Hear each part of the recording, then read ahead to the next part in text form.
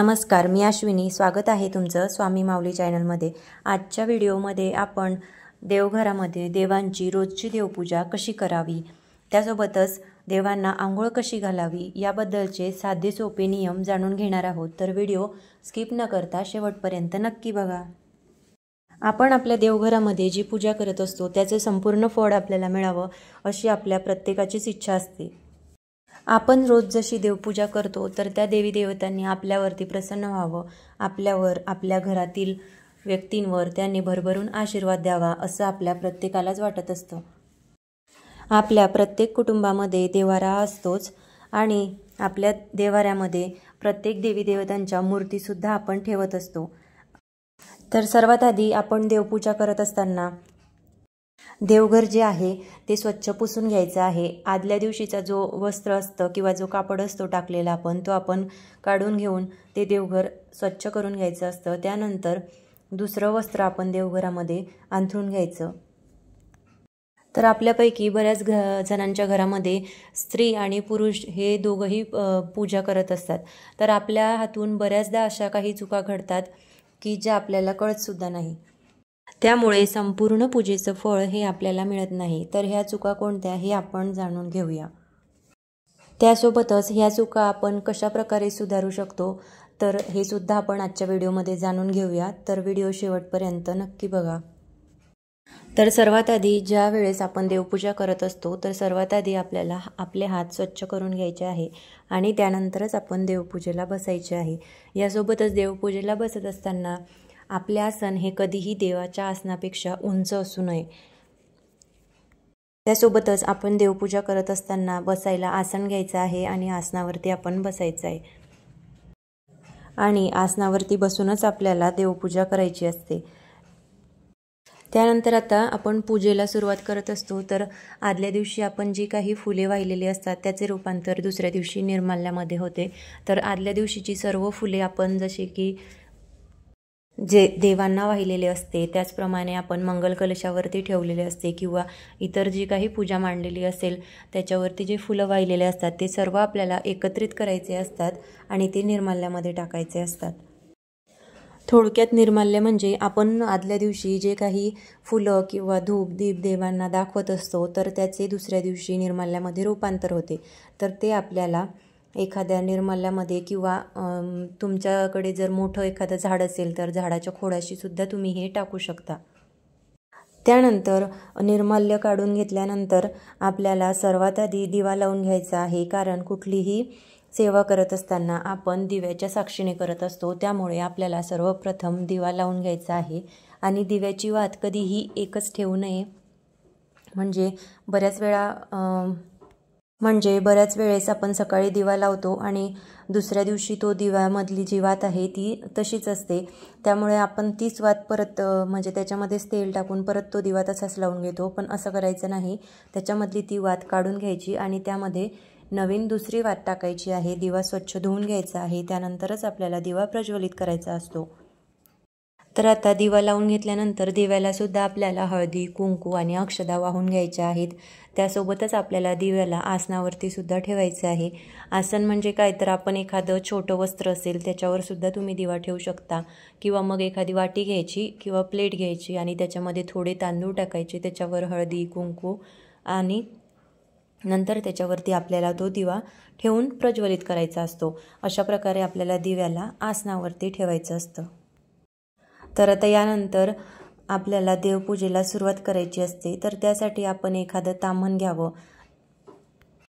आता ताम्हण आपण पितळेचं, तांब्याचं किंवा मग यापैकी जे असेल ते तुम्ही घेऊ शकता.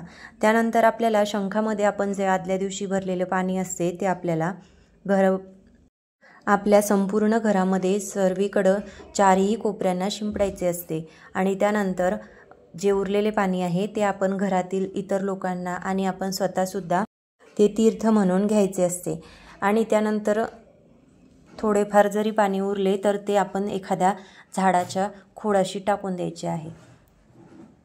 त्यानंतर आपण स्वामींजवळ सुद्धा एका छोट्या तांब्यामध्ये पाणी भरून ठेवत असतो. ते सुद्धा पाणी आपल्याला घरातील सर्वांनी तीर्थ म्हणून घ्यायचं आहे आणि उरलेले पाणी आपल्याला कुठल्याही झाडाला अर्पण करायचे आहे। त्यासोबतच शंखातील जे पाणी असते तर ते आपल्याला आपण देवघरामध्ये सुद्धा ते शिंपडायचे आहे। म्हणजे देवपूजेच्या आधी म्हणजे ती जागा आपल्याला पवित्र करून घ्यायची आहे। देवांवरती कधीही शंखातले पाणी डायरेक्ट शिंपडू नये। तर अशा प्रकारे आपण संपूर्ण घरभर हे पाणी एखाद्या फुलाच्या सहाय्याने घरभर शिंपडायचे असते। त्यानंतर जो मंगल कलश आहे तो आपल्याला तसाच ठेवायचा असतो। मंगल कलश आपल्याला माहितीच आहे, आपण प्रत्येक पौर्णिमेला त्याची पंचोपचार पूजा करत असतो, त्याची स्थापना करत असतो। एरवी तुम्ही महिनाभर त्याची तशाच पूजा करायची असते। हळदी कुंकू आणि अक्षदा वाहून फूल धूप दीप अगरबत्ती ओवाळायची असते। आणि जर त्याच्यामध्ये ठेवलेली पाने किंवा आणि तांब्यामध्ये ठेवलेलं जे पाणी आहे किंवा तांब्याच्या मधोमध जे पाने आपण ठेवत असतो तर ते जर खराब झाली तर ते आपण 8 दिवसाला म्हणजे जो आपल्या देवीचा दिवस असेल मंगळवार किंवा शुक्रवार तर या दिवशी आपण ते बदलवू शकतो। तुमच्या देवघरामध्ये जर मंगल कलश नसेल तर तुम्ही नक्की स्थापन करा। यामुळे आपल्या घरामध्ये सकारात्मक ऊर्जा निर्माण होत असते।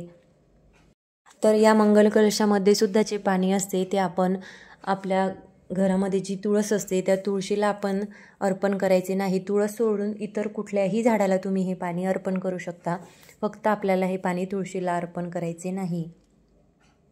त्यानंतर आपण जेव्हा देवपूजेला बसत असतो तेव्हा सर्व सामान आपल्याला जवळ घेऊनच बसायचं आहे, जेणेकरून पूजा करत असताना आपल्याला मध्येच उठण्याची गरज पडणार नाही। बऱ्याच घरामध्ये महिला काय करतात, एखाद्या गांगाळमध्ये किंवा तामणामध्ये सर्व देव एकत्रित घेतात किंवा एकदाच घेतात आणि त्यानंतर त्यांच्यावरती पाण्याने अभिषेक करतात आणि अशा प्रकारे त्यांची देवपूजा ही संपन्न होते। मात्र अशी आंघोळ देवांना घालणे हे अत्यंत चुकीचे आहे। कारण एकाच तामणामध्ये जर आपण बऱ्याच देवांना आंघोळ घालत असू तर एका देवाचे पाणी हे दुसऱ्या मूर्तीवरती किंवा दुसऱ्या देवतांवरती त्यांना जे स्नान केलेलं असतं त्याचं पाणी उडतं।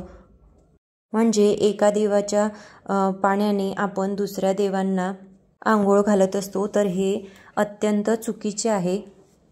अशा प्रकारचे स्नान आपण देवबापांना घालायचे नाही।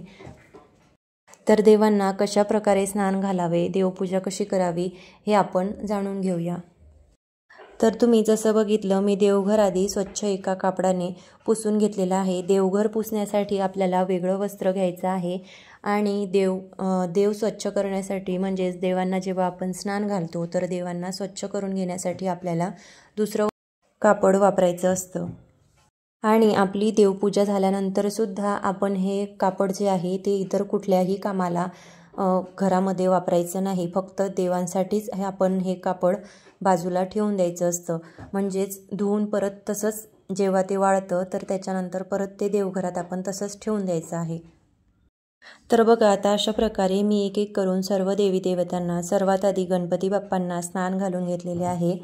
त्यानंतर गणपती बाप्पांना सर्वात आधी पंचामृताने त्यानंतर पाण्याने आणि परत एकदा पाण्याने स्नान घालून घेतलेले आहे। त्यानंतर भगवान श्रीकृष्ण यांना देखील स्नान घालून घेतलेले आहे। त्यासोबतच आपली जी कुलदेवी असते तिला सुद्धा आपल्याला स्नान घालून घ्यायचे असते आणि आपले कुलदेवता किंवा तुमच्याकडे कुलदेवतेंचा टाक असेल, मूर्ती असेल, फोटो असेल तर तो तुम्हाला स्वच्छ कापडाने पुसून घ्यायचा असतो आणि मूर्ती असेल तर त्यावरती आपण डायरेक्ट पाण्याने अभिषेक करू शकतो। यासोबतच माझ्याकडे गजानन महाराजांची मूर्ती सुद्धा आहे, तर त्यावरती सुद्धा मी पाण्याने आणि पंचामृताने स्नान घालून घेतलेले आहे। त्यानंतर तर बघा आपण देवपूजा करत असताना आपल्याला एखाद्या तामणामध्ये देवांच्या मूर्ती ठेवायच्या असतात किंवा मग तुम्ही घंगाळामध्ये करत असाल तर आपल्या डाव्या हातामध्ये देवांच्या मूर्ती घ्यायच्या आणि उजव्या हाताने त्यावरती आपल्याला पाणी टाकायचं असतं। अशा प्रकारे आपल्याला देव स्वच्छ करून घ्यायचे असतात। तर इथे मी एक छोटं तांबण घेतलेलं आहे, त्यामध्ये देवतेंच्या मूर्ती ठेवून घेत आहे आणि मी एक एक करूनच सर्व देवी देवतांना स्नान घालून घेत आहे।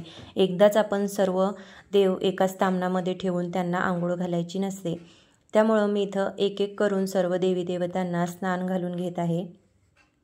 तर अशा प्रकारे जर आपण देवांना आंघोळ घातली तर एका देवाचे पाणी हे दुसऱ्या देवांच्या अंगावरती पडणार नाही आणि आपली देवपूजासुद्धा छानपैकी होईल। तर अशा प्रकारे मी तेच खाली गंगाळ ठेवलेला आहे, त्यामध्ये मी एका देवतांना स्नान घालून झालं की ते पाणी त्या गंगाळमध्ये टाकून घेत आहे।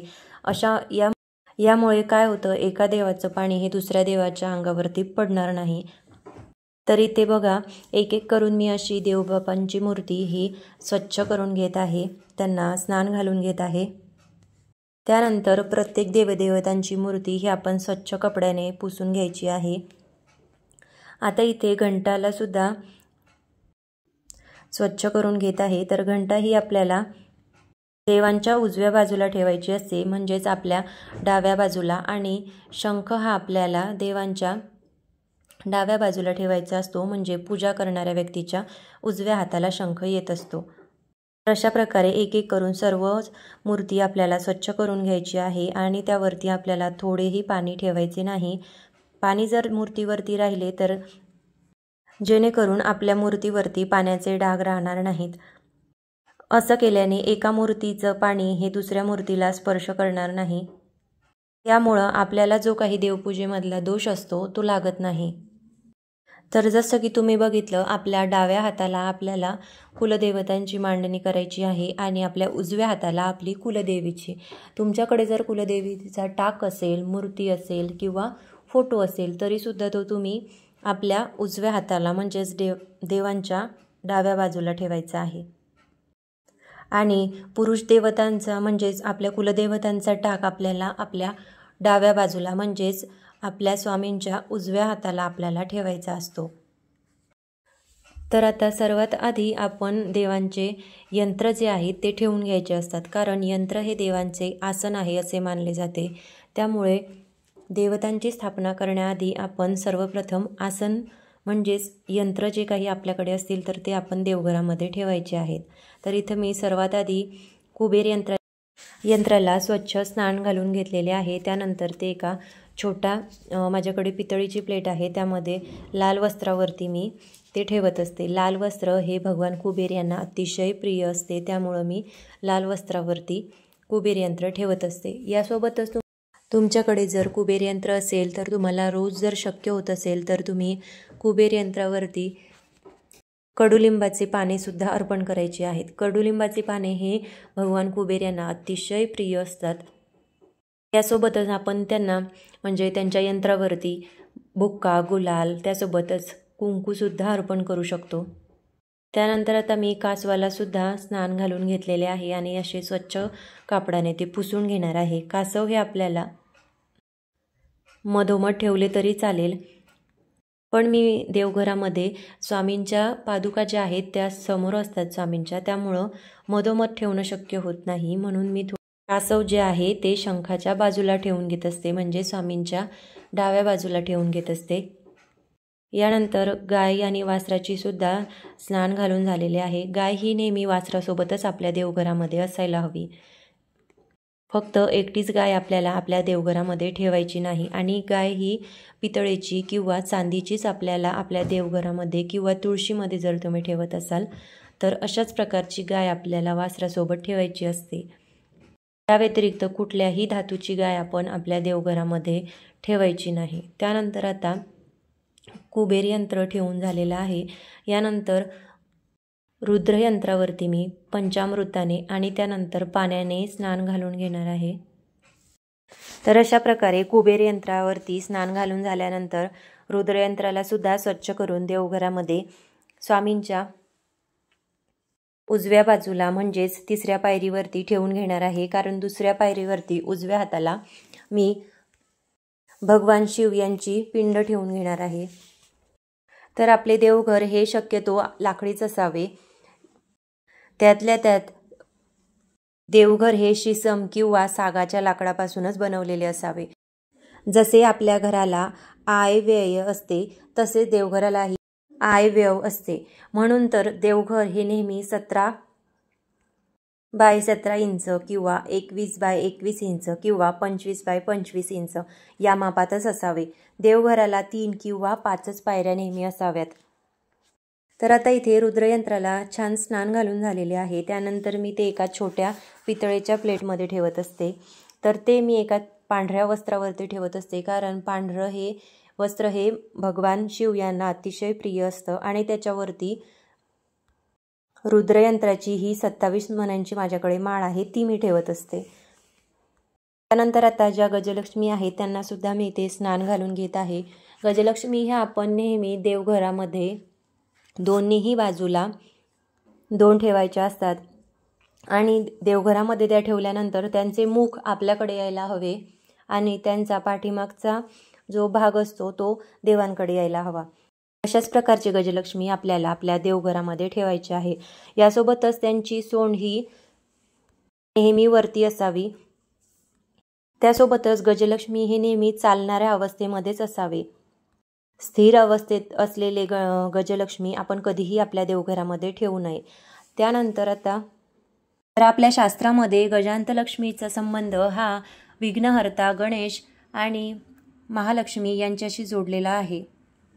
तर गजांतलक्ष्मीच्या अशा प्रकारच्या मूर्ती जर आपण आपल्या देवघरामध्ये ठेवल्या तर माता लक्ष्मीचे वास्तव्य आपल्या घरामध्ये कायम राहील आणि देवीच्या कृपेने आपल्या घरामध्ये सुख समृद्धी कायम नांदेल।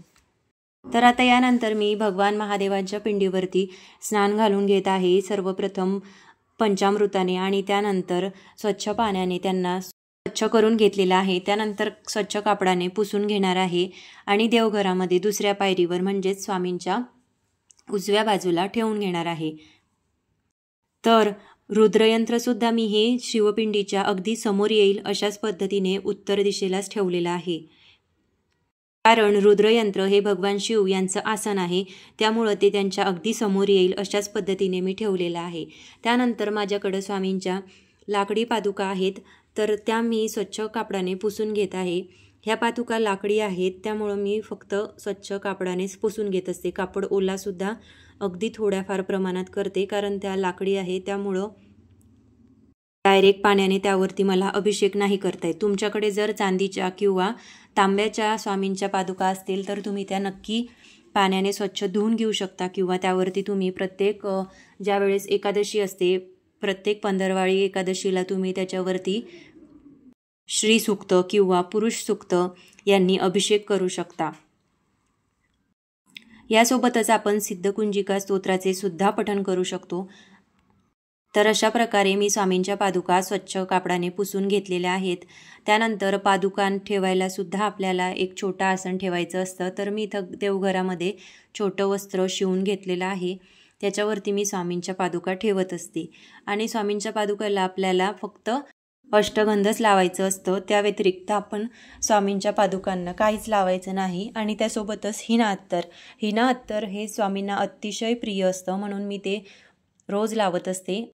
तुम्हाला जर रोज लावणं शक्य होत नसेल तर तुम्ही प्रत्येक गुरुवारी किंवा पौर्णिमेला किंवा एखाद्या विशिष्ट दिवशी आपण जेव्हा पूजा करतो त्यावेळेस तुम्ही स्वामींच्या पादुकांना हिना अत्तर नक्की लावा। त्यानंतर आता अशा प्रकारे संपूर्ण देवपूजा करून झालेली आहे। सर्व देवी देवतांना मी इथे गंध कुंकू लावून घेणार आहे। तर आता जे पुरुष देवता आहे त्यांना आपल्याला अष्टगंध लावायचं असतं आणि जे स्त्री देवता आहे त्यांना आपल्याला कुंकू लावायचं असतं आणि त्यासोबतच हळदसुद्धा लावायची असते। तर मी इथे प्रत्येक देवी देवतांना हळदी आणि कुंकू लावून घेणार आहे। स्वामींच्या पादुकांना अष्टगंध लावून घेणार आहे। यासोबतच जसे आपण बघितले गजांतलक्ष्मी आपण पितळेचेच देवघरामध्ये ठेवायचे आहे, तर अशा प्रकारचे पितळेचे गजांतलक्ष्मी जर आपण आपल्या देवघरामध्ये ठेवले तर ते अतिशय सौख्यकारी असे असतात। त्यासोबतच ते आपल्याला आपल्या प्रत्येक क्षेत्रामध्ये यश मिळवून देतात। आपल्या हिंदू संस्कृतीमध्ये हत्तीला अतिशय खूप शक्तिशाली आणि पवित्र प्राणी मानलं जातं। हत्तीला दीर्घायुष्याचे प्रतीक सुद्धा मानले जाते। वास्तुशास्त्रानुसार देखील हत्तीला खूप असे महत्त्व आहे। आपल्या घरात किंवा आपल्या व्यवसायाच्या ठिकाणी किंवा बऱ्याचशा दुकानात तुम्ही बघत असाल हत्तीला स्थापन केले जाते किंवा गजांतलक्ष्मीची मूर्ती आपल्याला एखाद्या दुकानात किंवा एखाद्या व्यवसायाच्या ठिकाणी दिसून येते। यासोबतच आपल्या घरात किंवा जर आपण आपल्या दुकानात गजांतलक्ष्मी ठेवत असू तर अशा प्रकारचे वरती सोंड केलेले गजांतलक्ष्मी जर आपण आपल्या घरात ठेवले किंवा आपल्या व्यवसायाच्या ठिकाणी ठेवले तर त्याचा आपल्या जीवनामध्ये खूप सकारात्मक बदल घडून येतो। तर अशा प्रकारचे गजांत लक्ष्मी आपण आपल्या देवघरामध्ये नक्की ठेवावे। यासोबतच बऱ्याच जणांच्या देवघरामध्ये असा तांब्याचा किंवा पितळेचा तांब्या भरून ठेवलेला असतो पाण्याने। तर माझ्या देवघरामध्ये मी असा पितळेचा तांब्या छोटासा स्वामींसमोर भरून ठेवत असते। तर अशा प्रकारचा तांब्याचा किंवा पितळेचा किंवा तुम्ही चांदीचा सुद्धा ठेवू शकता। तर अशा प्रकारचा तांब्या जर आपण पाण्याने भरून आपल्या देवघरामध्ये ठेवला तर आपल्या घरातील वास्तुदोष दूर होतात आणि त्यासोबतच आपल्या घरात सुख समृद्धीचे आगमन होते। तर अशा प्रकारचा एक पितळेचा किंवा तांब्याचा तांब्या तुम्ही देवघरामध्ये पाणी भरून ठेवायचा आहे। अशा प्रकारचा तांब्या जर आपण देवघरामध्ये पाणी भरून ठेवला तर सकारात्मक ऊर्जेचा आपल्या घरामध्ये वास होतो। त्यासोबतच दुसरी गोष्ट म्हणजे शंख आपण जर आपल्या देवघरामध्ये ठेवला तर आपल्या घरामध्ये लक्ष्मी नांदते। शंख हा सूर्य आणि चंद्र देवता सम आहे। आपल्याला शंखाच्या पूजनाने आणि दर्शनाने मिळतात। शंखामध्ये आपण पाणी भरून ठेवायचं आहे आणि दुसऱ्या दिवशी ते सर्व घरामध्ये शिंपडायचं आहे। तर अशा प्रकारच्या काही साध्या सोप्या गोष्टी आहेत जे आपण आपल्या देवघरामध्ये ठेवायच्या आहेत। आपल्या घरामध्ये देवघर हे नेहमी ईशान्य कोपऱ्यातच असावे। यासोबतच आपले देवघर जर छोटे असेल तर ते आपण कुठेही लटकून किंवा भिंतीला अडकवून नाही ठेवायचं, ते आपण खालीच एखाद्या चौरंगावरती किंवा पाटावरती ठेवायचं आहे।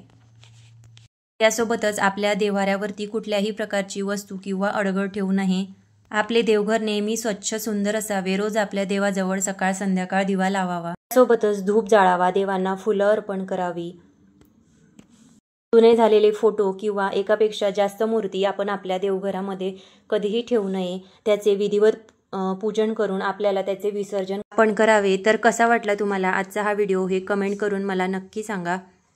तर अशा प्रकारच्या साध्या सोप्या गोष्टी आपण आपल्या देवघरामध्ये ठेवायच्या आहे जेणेकरून आपल्या घरातील नकारात्मकता ही कायमची दूर होईल आणि त्यासोबतच सकारात्मक ऊर्जा निर्माण होण्यास मदत होईल।